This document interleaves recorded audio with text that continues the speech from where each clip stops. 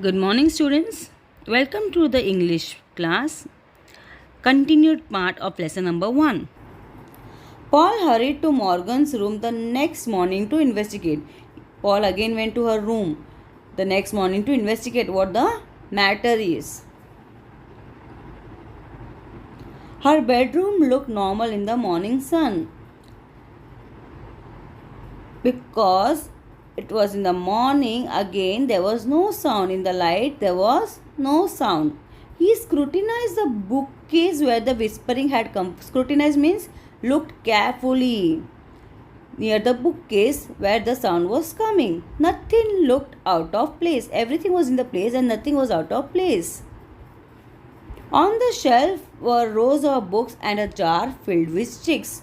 He saw there were only books on the shelves and also a jar with sticks and leaves where Morgan's caterpillar was sleeping inside a cocoon.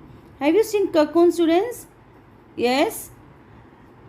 Morgan had a caterpillar and it was sleeping inside a cocoon. I told you, ghosts don't like light, said Morgan.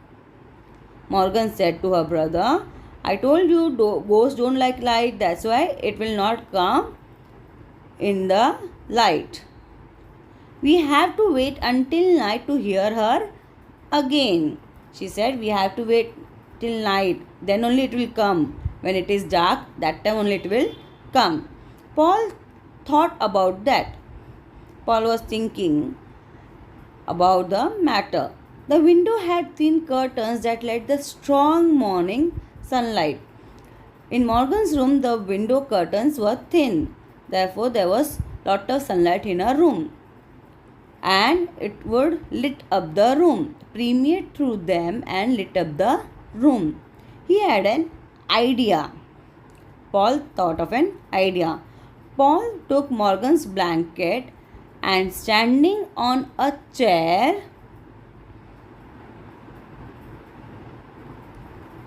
he tucked one of its end into the curtain rod. Can you see in the picture? He is tucking the purple blanket over the pink curtains. The blanket covered the window and blocked all the light. The blanket covered the window and blocked all the light which was coming in the bedroom.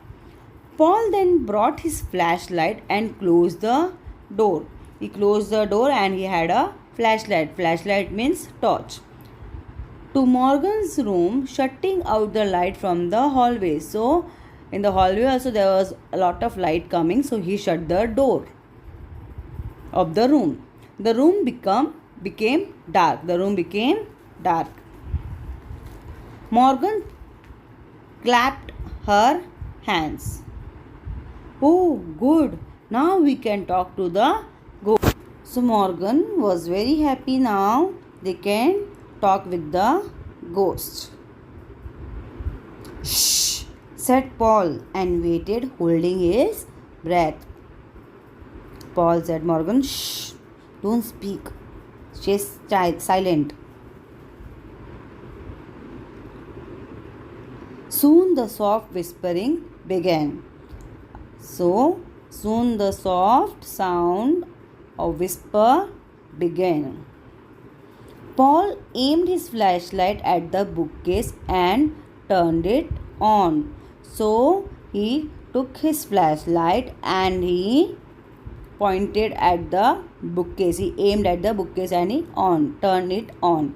The round spot of light danced across and he was searching on the bookcase from where the sound is coming from. But no ghost was there. Yet the whispering continued. But still there was whispering sound.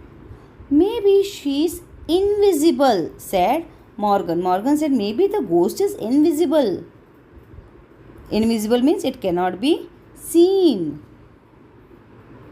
Paul went to the bookcase, keeping his flashlight in. Paul went slowly to the bookcase. He was going near the bookcase at where the whispering sound was coming from.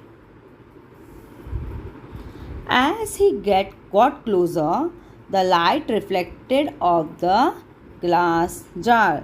When he was going closer to the bookshelf and he saw in the glass jar with the caterpillar cocoon. Paul saw something moving inside the jar and he bent down to look. He saw there was something moving in the jar and he bent down to look what was in the jar moving.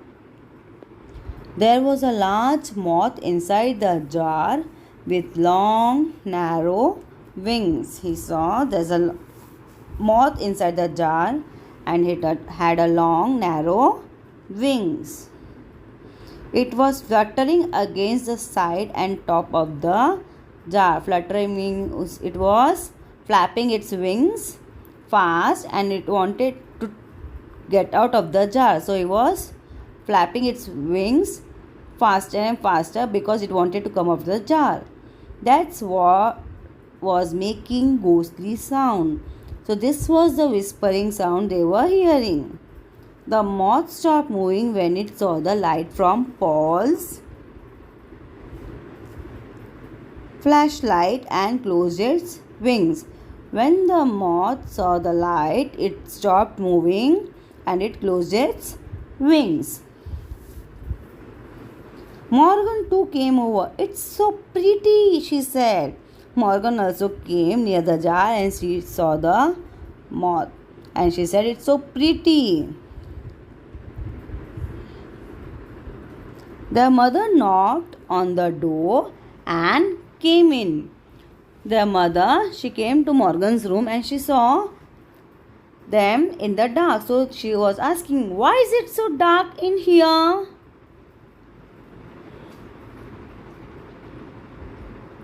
Morgan's cocoon hatched, said Paul.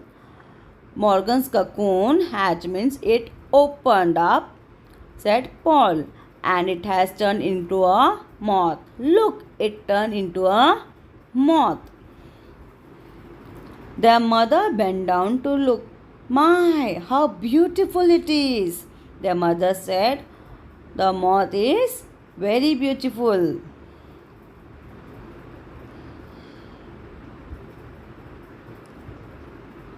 I thought it was a ghost, said Morgan. Morgan was telling to her mother, Mother, I thought it was a ghost. She was talking to me. So she thought that the ghost was talking to her. That evening, as the moon rose over the roof, means at night when the moon came in the sky, Morgan and Paul placed the jar with the moth in it on the grass. They brought the jar and kept it on the grass. Paul loosened the top of the jar and Morgan lifted it off. Paul opened the top of the jar and Morgan lifted it off. Means she took out the cap of the jar. Together they watched the moth. So they watched together the moth, the big green moth, its wings twice and then means the moth tightly bent its wings twice and then it came out of the jar. In a magical movement, it flew up out of the jar and into the air. So now the moth is free. It came out of the jar and it flew up out of the jar and it went in the air. Higher and higher the moth flew with moonlight shining on its wings. Means it went in the sky and then it disappeared into the night. Goodbye, moth, called Morgan. So Morgan waved goodbye to the moth. Goodbye, whispering ghost, whispered Paul. So Paul said slowly, goodbye, whispering ghost. So students understood the whispering ghost is none other than the moth. Students, let us study life cycle of a moth in short.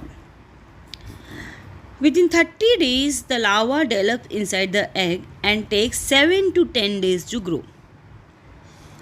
Can you see the larva coming out of the egg? The larva feeds on the shell of its egg which it has come out for proteins, and later it feeds on all nearby plants.